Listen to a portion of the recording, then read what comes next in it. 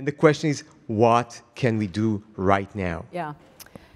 You know, I'm really glad you asked the question, because I do think what he's doing is very dangerous to our position in the world, our leadership, and the stability of the world. I mean, when you give a blank check to the Russians and the Saudis and others who are engaged in authoritarian and dictatorial regimes, you are sending a message: we don't care what you do.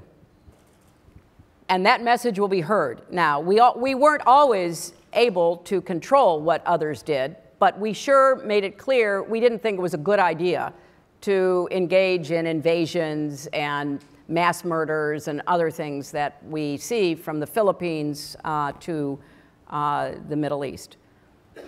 When you turn on your allies and you treat them with such disdain and contempt, our democratic NATO allies who have stood with us, who came to our aid after 9/11, you are sending a message that you don't care about history or even about the current problems that we face. Now, the only comfort I can get out of having lost in the way I did and having the Russians play such a role is that Macron was ready and able to rebut that. He said, I'm, the Hillary Clinton of this election.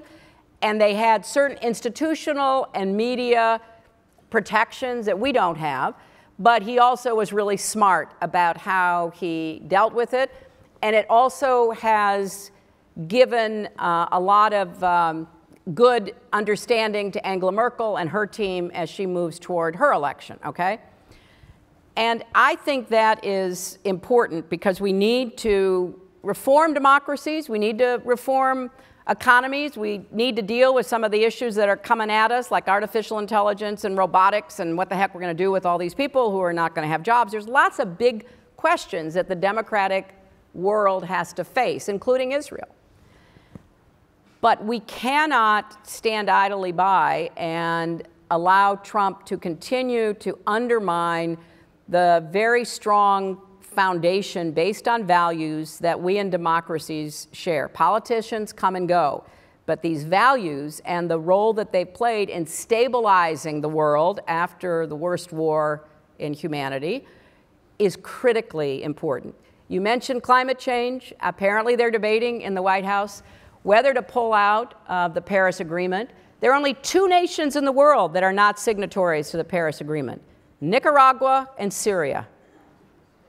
For the United States to throw our lot in with the very, very small number of countries that have turned their backs on climate change is not only a breach of an agreement. Usually when you come into office, you can try to reform, maybe tinker with agreements, but part of what keeps us going is that America's word is good, and you stand with your prior administration, whether it was of your party or not.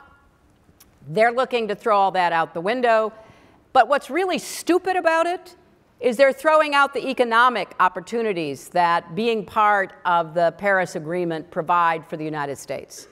That is what I find totally incomprehensible.